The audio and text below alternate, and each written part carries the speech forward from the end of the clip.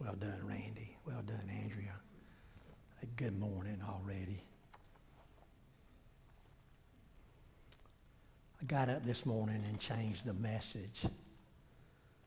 And just couldn't get away from this anniversary.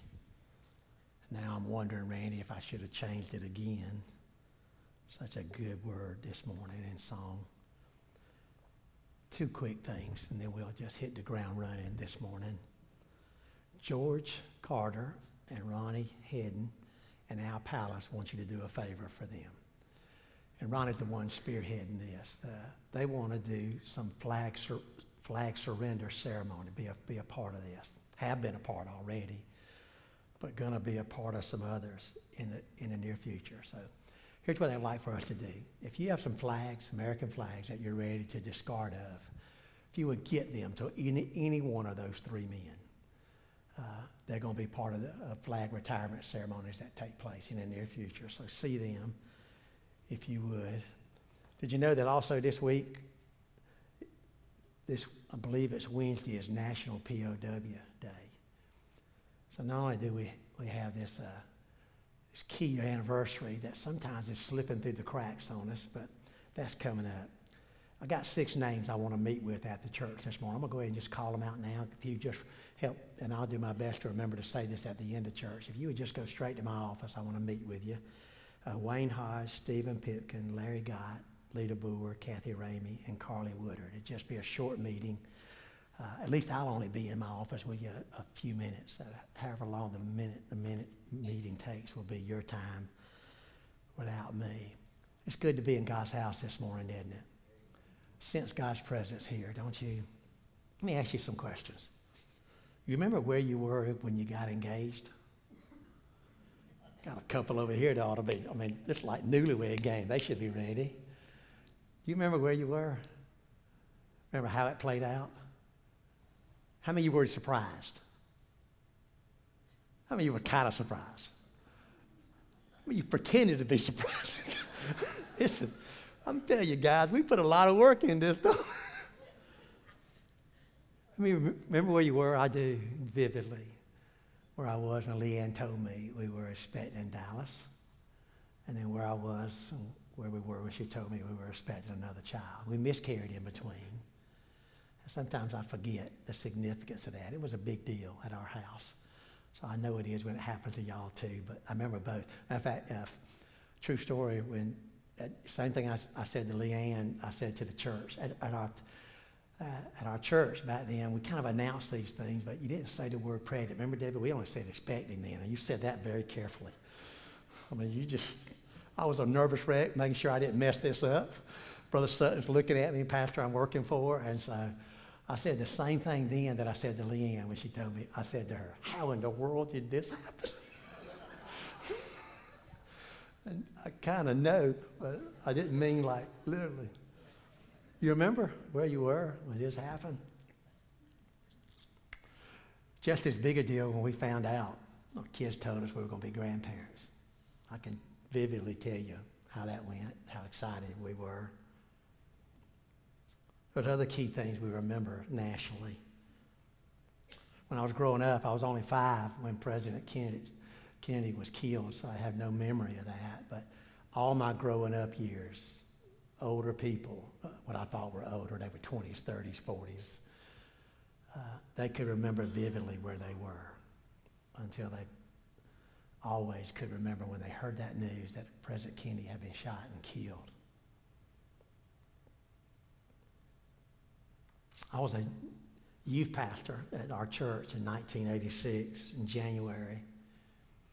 Remember when the space shuttle Challenger exploded 73 seconds after it had taken off? 6 astronauts, and for the first time, a school teacher, I believe her name was Christy McAuliffe, just exploded. 7 souls.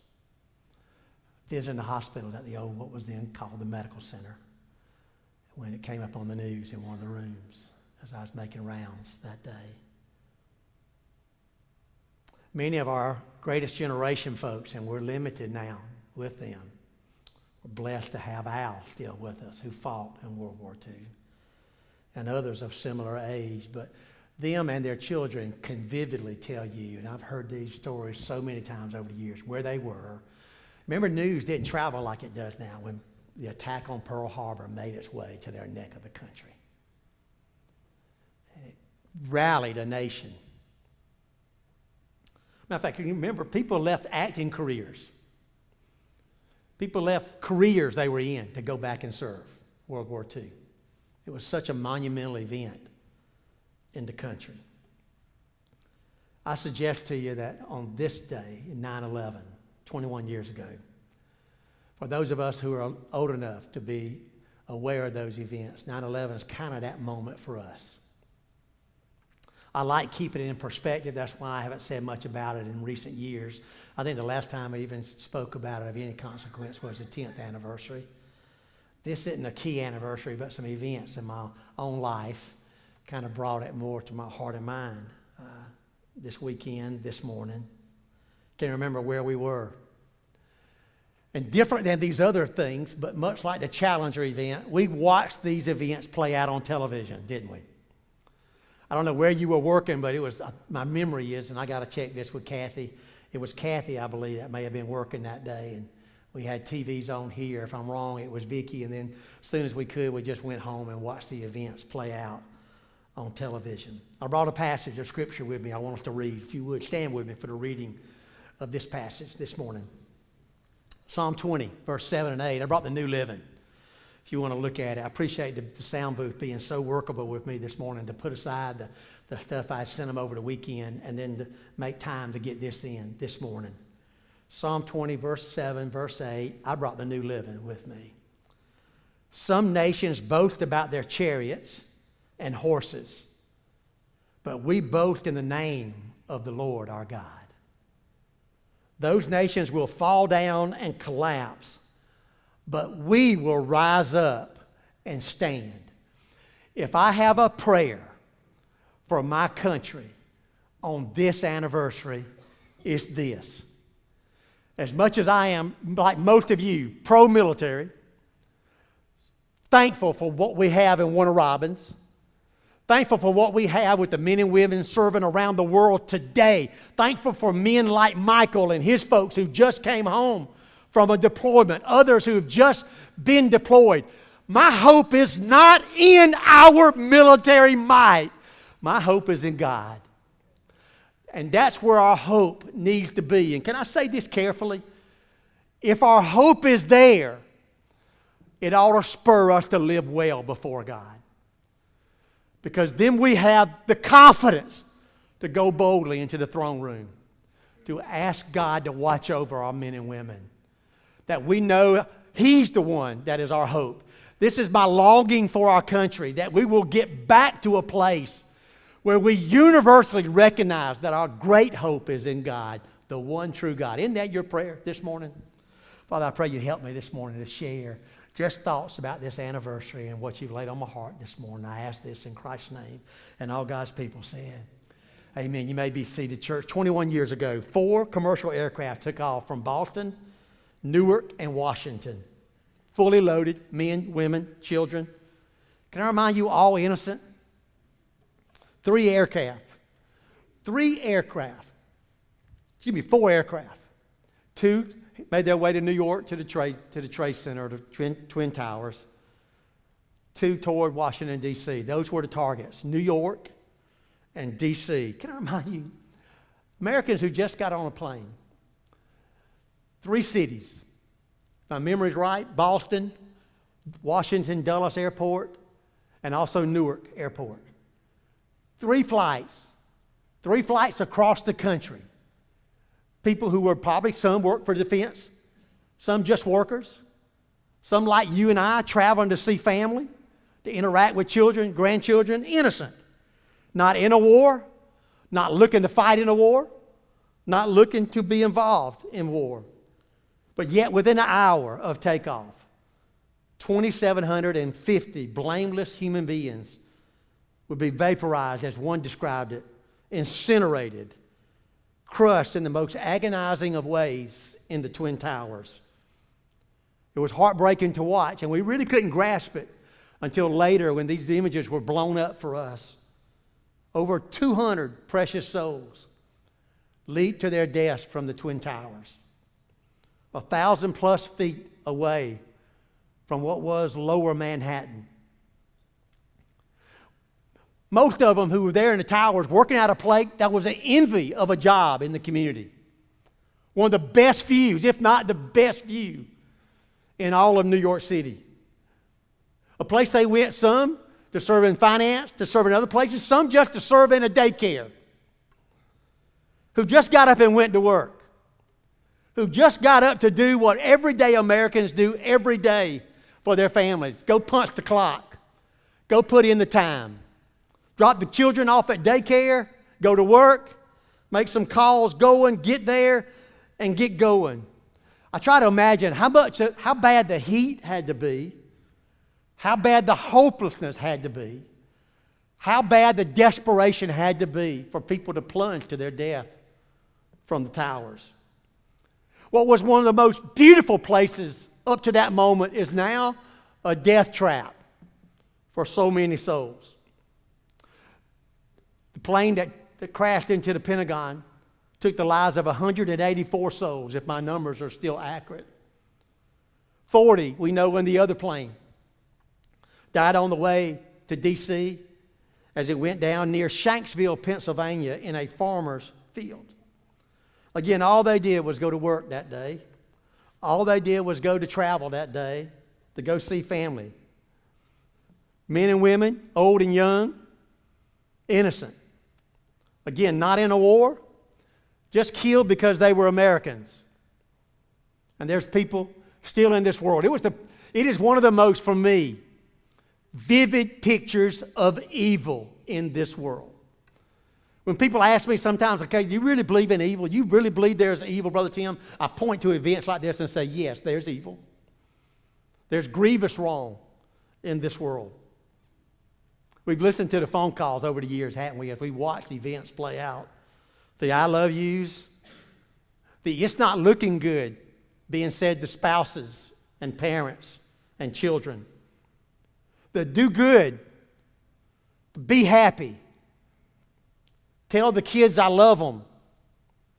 Tell mom and dad I love them. We've been blessed, and sometimes shockingly blessed, to be able to hear these recordings that loved ones have allowed us to listen to during some of these anniversary times on television. If the World War II generation could say where they were when Pearl Harbor happened, I must say to you, yes. Most of us can say where we were when 9/11 happened. Most of us know that it took a little while for the name to be coined. It was a few weeks. It was just something that happened. And then it just came to be known by this simple phrase, 9/11. It's interesting to me still that something so unimaginably horrible and tragic could last in the American folklore with such a simple name, 9/11. The horror of planes crashing into buildings, of planes being used as weapons of destruction. Can I remind you, the Pentagon quickly rebuilt and fortified. Flight 93, the equivalent of one person suggested a Pearl Harbor and Doolittle raid. I love that phraseology. Look up Doolittle raid and you'll see why somebody coined it that day. We now know a few brave individuals figured out what was going on from loved ones who told them what was happening with other planes and pushed back. I'll share briefly about this again at the end of the message. But Todd Beamer's, what's the phrase? What's the phrase from Todd Beamer? It's now in the American folklore. It's one of those things that's true. It kind of stirs a nation to see. He said 2 or 3 others were going to help him. We know from the stewardess, she was back on the phone with her husband, one of the stewardess getting water for everybody, just kind of trying to keep everybody calm when she realized something's happening. People are storming up front. She thought just first class, not realizing they were storming to see if they could get into the cockpit and save their lives and the others, or at least Save the lives of those where the plane would be headed. Unimaginable heroes in the midst of unimaginable horror. It's not just that the towers were hit. Can I remind you? The World Trade Center was hit in 93. 5 floors. But it was back in business the next day. And in short order rebuilt. This was unimaginable. Not only is it hit, the towers are down. The buildings that soared through the sky into the clouds was now a cloud of dust, of twisted metal and steel, jet fuel, and horror. It changed everything in our country, for those of you not old enough to remember. It was a psychic shift a little bit. I would put myself in this group, I had felt for years, like many, our oceans spare us so much. This reminded us that our oceans don't spare us. We are now as vulnerable as any people. It was weeks again before the name was coined, 9/11. I still disagree with the pundits then. I disagree with the ones today, some who still write their op-eds. They feel this tragedy brought out the worst in America. They liken it because some, on the fringe, held out disdain for any Muslim, any groups. I found them to be the exception and not the rule. For me, this tragedy brought out what I still believe is the best that's in America. We started going to church more. Matter of fact, I remember getting a phone call from, I can't remember if it was the newspaper or if it was WMAZ, but one of them called because they were doing a story on the churches that were saying across the country more people are in church. There was an influx. There was this surge of people to church. But we didn't notice it so much. We had an increase, but they asked me, did I think it would last? And I told them, I'd like to think so, but I've lived now long enough that I'm not sure. I'm not sure. It seems we have times in our country where something happens, we look like we're turning toward God, we look like we're unifying, but I've just seen it come and go, so I'm just not optimistic, but I'm praying so. It didn't last. But we know the 21 years since 9/11, our country has descended, morally downward. Even as the church has also still thrived in the midst of this. But the firemen, I'm going to name a few things. That still to this day, when I think of 9/11, I think of the firemen. We have our own firemen in here today, and retired firemen. Newly promoted and recognized captain in our fire department, Jason Rogers and his dad, Bill. Think of William's son, Ben, and others that you know that serve. And I may be even forgetting somebody in here if I have. Tyler Stembridge. Who else, y'all? Now that I've done this, I don't want to miss. I think of these heroes, these firemen who were going into a building where they were well aware what they were getting into. Well aware of the danger. They're going up one set of stairs, another group, people coming down another set of stairs. And the people are saying to them, thank you, men. It was mostly all men. Thank you, men. Some elders were saying to them, thank you, boys. Hope it goes well. Thank you for what you're doing. They kept soldiering up. It's typical for our first responders. It's one of the first times in the psyche of our country that we recognize not just the significance of our military people, but the value of our first responders. And God help us as a country concerning all our first responders, those that medically are first responders, and the fire folks and our police. God help us to protect them, esteem them, get rid of the bad apples. There are always a few, but the part of our country that wants to demagogue this whole group are an anathema to me. These people are a blessing to us. And we're this day, and this day recognized so much. They were tough men and some women from Queens and Brooklyn and Staten Island. Parts of the country that we don't always hold in the esteem that we do our own part of the country. 343, if my numbers are still current. And I couldn't find anything this weekend that changed them. 343 gave their lives that day. Climbing their stairs with 50 to 75 pounds on their backs, making their way up. Over 400 police and firefighters died that day. Now, in fact, those of you who ask me sometimes about Live Golf, this new Live Golf tour, I don't have an opinion on it. I probably have one small opinion, but just not much. But I do want you to understand this is why there's a segment in the country that don't like this tour. And part of that segment is one of the most vocal segments because the money for that tour is funded by the Saudi prince's money. And the 9/11 victims, 9/11 families, they just have a struggle with us having players that play on a tour that's funded by these people who never would give a direct accounting to us for those many Saudi hijackers that were on those planes. It's a raw thing to those people. Peggy Noonan, still writing, good conservative writer. She said this, they tell us to get over it, 9/11 she's referring to. They say to move on. I want us to get over it, but she says, I never will get over it. To get over it, she said, is to do this, is to forget about the guys who ran into that fire when others were running out. Another thing that thrilled me, because we always, kind of like, as we get older, we kind of become like the group of men at Burger King or McDonald's who are doing their breakfast and fixing the country's problems. I mention those men because I fear I can easily become one if I'm not careful. And we can begin to think like that next generation, that country, that group.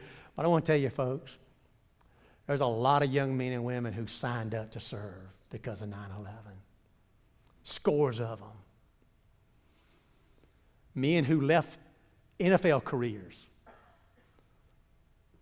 big money jobs, or just left families because of the burn in their country to help do something about this.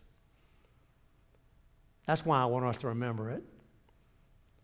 I do believe, I want to say again today, as much as I'm concerned about our country, one of the things that gives me great comfort, I believe if we had a tragic event of similar magnitude happen in our country today, I believe we got a caliber, we got men and women in this country that would run to help. And you know what's different? I'll say that my time growing up, we had folks running to Canada to escape war. Or 9/11, we had people running to sign up, to serve. Go to New York City. When we were there, the construction was just beginning on the 9/11 memorial. But some have been. Matter of fact, raise your hands. If you've been to New York City since the memorial's been done, lift it up high where folks can see. The stories I've heard from our people, moving to go see it. Charles Krauthammer, who passed away a few years ago, my favorite person on Fox News for years, he said this, 9/11 was our Pearl Harbor. However, the enemy had no address, no Tokyo. It wasn't a conventional war it was an unconventional war, by an unconventional enemy, he goes on.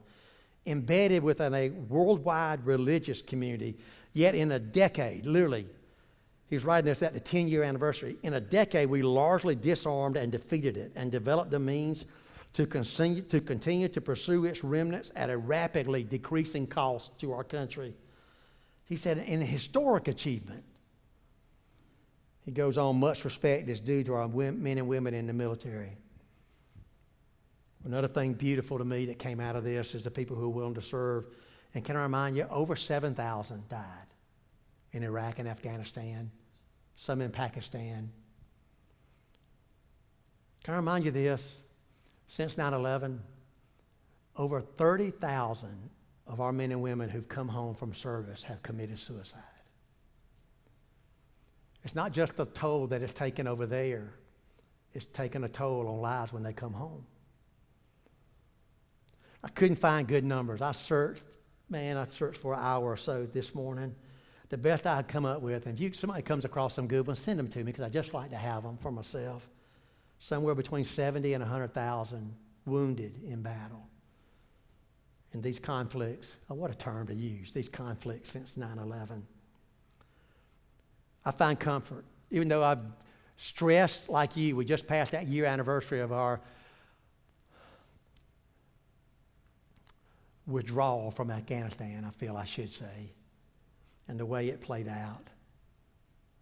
I still find comfort, though, that wherever these people are, wherever hole they're hiding in, through 4 administrations and countless civilian and military people serving, whatever hole they're hiding in, whatever place they're hiding, we have gone all around this world. We still send special forces to root out these people. And whatever hole they come out of, with God's help and God's guidance, we do what we need to do to those people. And those that would threaten harm to us today. I find it encouraging. 4 administrations and these 21 plus years, nothing of this magnitude has happened on our country. It's not by accident, y'all. I believe, first of all, I always give God credit. These things filter through God's hands.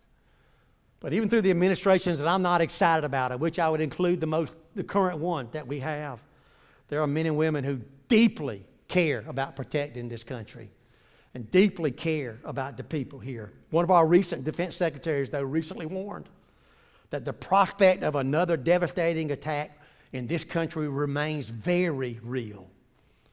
It's something they stay on guard about, stay on alert about, use all their means necessary, intelligence and otherwise, to pursue.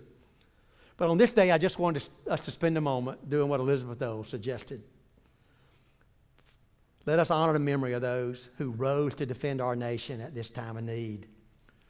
While the brunt of the attacks were felt in New York, Pennsylvania, and Washington, all across our country, she says, hometown heroes have joined in service to the government in uniform or as civilians to prevent further attacks. She said they stood tall, they still stand tall, determined to ensure for our children and grandchildren our protection. Their passion, patriotism, and perseverance of all stripes of heroes across our country are such a blessing to us. The victims of the 2 towers, the Pentagon and Flight 93 that went down in Pennsylvania, have not been forgotten by our country, nor should they. I won't always make this. I'm sure based on the amount of time I have left at FEC, this will very likely be my last 9/11 of consequence message. I'm still thankful, though. In the background, sometimes when I'm working on my messages on Friday, like I was this Friday, I'll have on CNBC and the stock market stuff just scrolling on the TV at home. I'm still thankful, though, that even in New York City, the New York Stock Exchange took time to have a moment of silence to remember this event. Well, we should in our country. I still remember, are the Braves ahead of the Mets, they behind the Mets, or are they tied with the Mets at this current moment? Taylor, where are they? Behind a little. I still remember well the first big event that President Bush did outside of going to the towers. George W. Bush going to the towers was his first big event, was to go out and throw the baseball for the Mets game in New York City. And they sang God Bless America. I'm not sure I've heard a rendition of God Bless America any more moving to me than it was that night at that ball game, thinking about that city, our president representing our country in these events.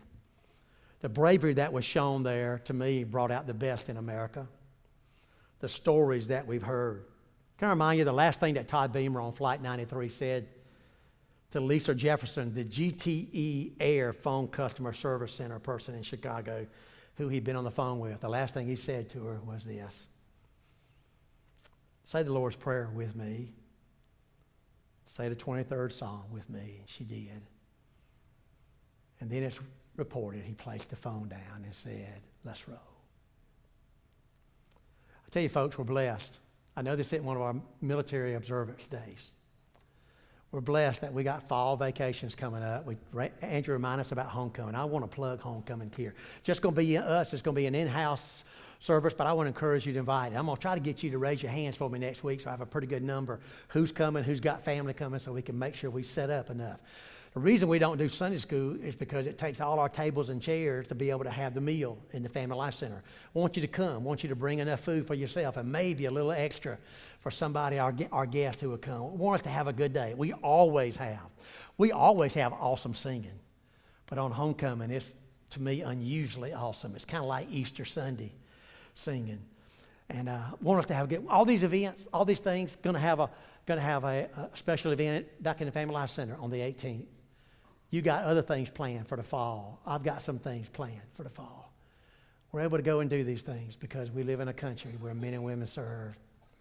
They serve well so that we can just live our lives, just like the people were living their lives on this day when such tragedy happened to them. Again, I want to close the message the way I began it. Here's my prayer. Lord, that this would be true about us towards you.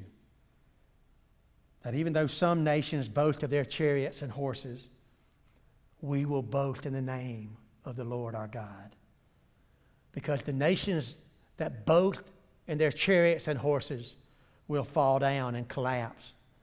But those who put their trust into God Himself will stand up and rise. Let's put our trust there. Let's keep our trust there. Here's where we're going to close this morning.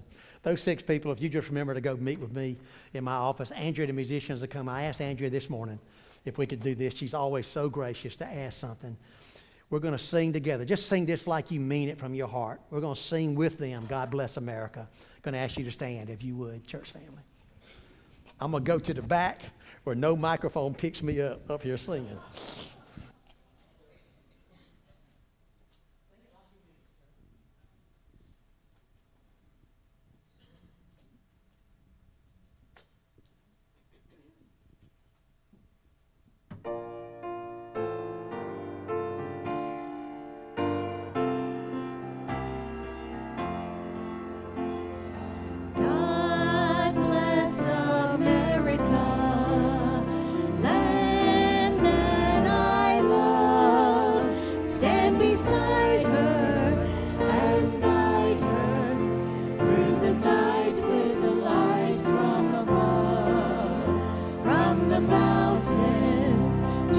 Prairies to the oceans, wide with